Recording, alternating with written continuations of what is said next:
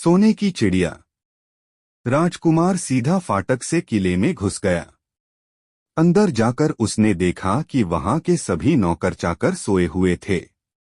थोड़ी ही देर में वह किले की घुड़साल में जा पहुंचा। वहां एक बहुत सुंदर सुनहरा घोड़ा बंधा हुआ था।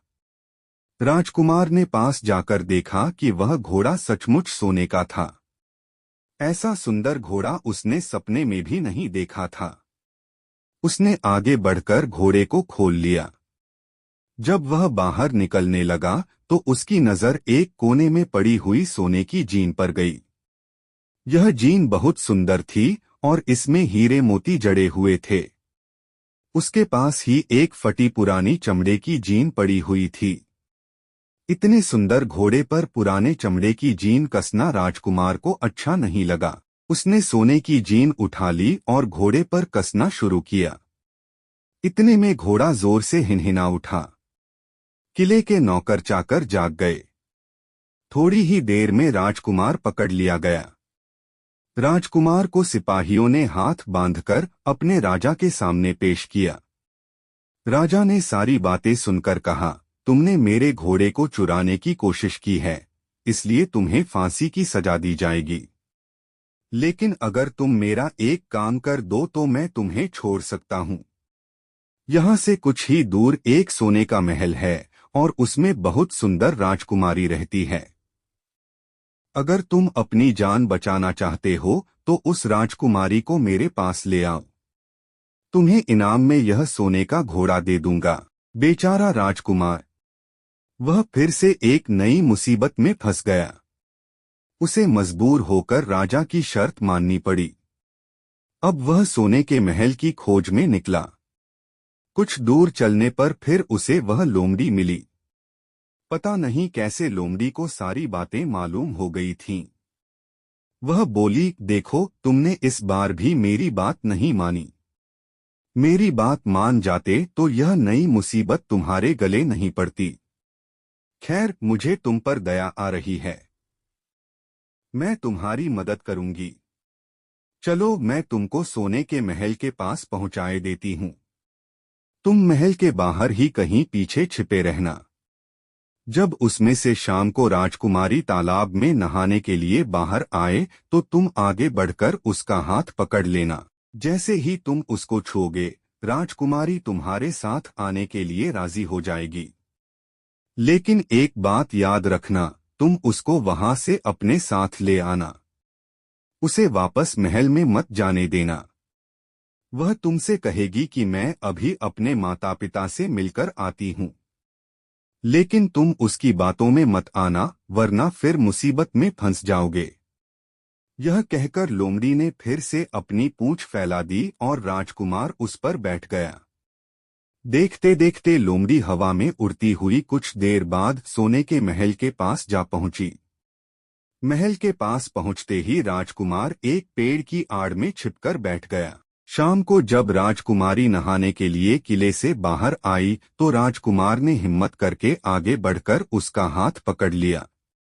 उसके छूते ही राजकुमारी उसके साथ चलने के लिए तैयार हो गई। वह बोली, राजकुमार, तुम मुझे जहां भी ले जाना चाहोगे मैं तुम्हारे साथ चलूंगी, लेकिन मुझे थोड़ी देर के लिए अपने माता पिता से मिल आने दो। राजकुमार ने कहा, नहीं, यह नहीं होगा। तुम्हें तुरंत मेरे साथ चलना पड़ेगा। लेकिन राजकुमारी रोने लगी। इतनी सुंदर राजकुमारी को रोते देखकर राजकुमार का मन पिघल गया। अंत में वह राजी हो गया और बोला, जाओ, थोड़ी देर के लिए माता पिता से मिल आओ, लेकिन फिर तुरंत बाहर चली आना। लेकिन राजकुमारी ने जैसे ही किले में पैर रखा, किले के पहरेदार जाग गए और उन्होंने राजकुमार को पकड़ लिया। राजकुमार बहुत पछताया, लेकिन अब क्या हो सकता था। सिपाहियों ने उसे अपने राजा के सामने पेश किया। राजा बहुत निराश था। उसने उसी वक्त हुक्म दिया, इस राजकुमार को फौरन फांसी पर चढ़ा दिया जाए। यह सुनकर राजकुमार रोने गिड़गिड़ाने लगा। इस पर राजा ने थोड़ी देर विचार करने के बाद कहा, मैं अपनी आज्ञा वापस नहीं ले सकता, लेकिन अगर तुम मेरा एक काम कर दो तो तुम्हारी जान बच सकती है। हमारे किले के ठीक सामने यह जो बड़ा पहाड़ है, इसके कारण हमारे किले की सुंदरता नष्ट होती है। अगर तुम 8 दिन में इस पहाड़ को खोदकर साफ कर दो तो हम तुम्हें क्षमा कर देंगे और राजकुमारी का विवाह तुम्हारे साथ कर देंगे। राजकुमार किले के बाहर आकर पहाड़ को देखने लगा। उसके हाथ में एक छोटी सी कुदाली थी। उसकी समझ में नहीं आ रहा था कि इतना बड़ा पहाड़ 8 दिन में वह कैसे खोद सकेगा। फिर भी उसे अपनी जान तो बचानी ही थी, इसलिए वह पहाड़ खोदने लगा। धीरे धीरे 7 दिन बीत गए। इतने दिन तक लगातार खोदने पर भी पहाड़ का सिर्फ एक कोना ही खोद सका। वह दुखी होकर बैठ गया। उसे अब अपने पर बहुत अधिक क्रोध आ रहा था। वह मन में कहने लगा कि अगर मैंने लोमड़ी की बात मान ली होती तो कितना अच्छा होता। लोमड़ी ने मुझको हर बार ठीक सलाह दी और मैं हर बार उसका कहना न मानकर नई से नई मुसीबत में फंस जाता हूँ। राजकुमार इस तरह सिर झुकाए बैठा था कि अचानक उसे अपने पैरों के पास लोमड़ी की पूंछ हिलती दिखाई दी। उसने नजर उठाकर देखा, सचमुच वही लोमड़ी खड़ी थी। लोमड़ी ने मुस्कराते हुए कहा, क्यों, क्या हाल है? इस बार तो तुम्हारी मदद करने की मेरी जरा भी इच्छा नहीं थी, लेकिन मैं 7 दिन से तुमको पहाड़ खोदते हुए देख रही हूँ। मुझे दया आ गई और मैं तुम्हारी मदद के लिए चली आई। जाओ, तुम बहुत थक गए हो, सो जाओ। मैं थोड़ी ही देर में तुम्हारा काम पूरा कर दूंगी। इस बार राजकुमार ने तय कर लिया था कि अब वह लोमड़ी जिस तरह कहेगी वह उसी तरह करेगा। वह चुपचाप उठकर एक तरफ सोने चला गया। थोड़ी ही देर में उसे नींद आ गई। सुबह जब वह सोकर उठा तो उसे अपनी आंखों पर विश्वास नहीं हो रहा था। वहां कहीं भी पहाड़ का नाम नहीं था और महल का सुंदर दृश्य दिखाई दे रहा था।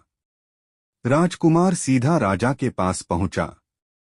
राजा उसके काम पर बहुत खुश था। उसने तुरंत अपने वादे के अनुसार राजकुमारी के साथ उसका विवाह कर दिया।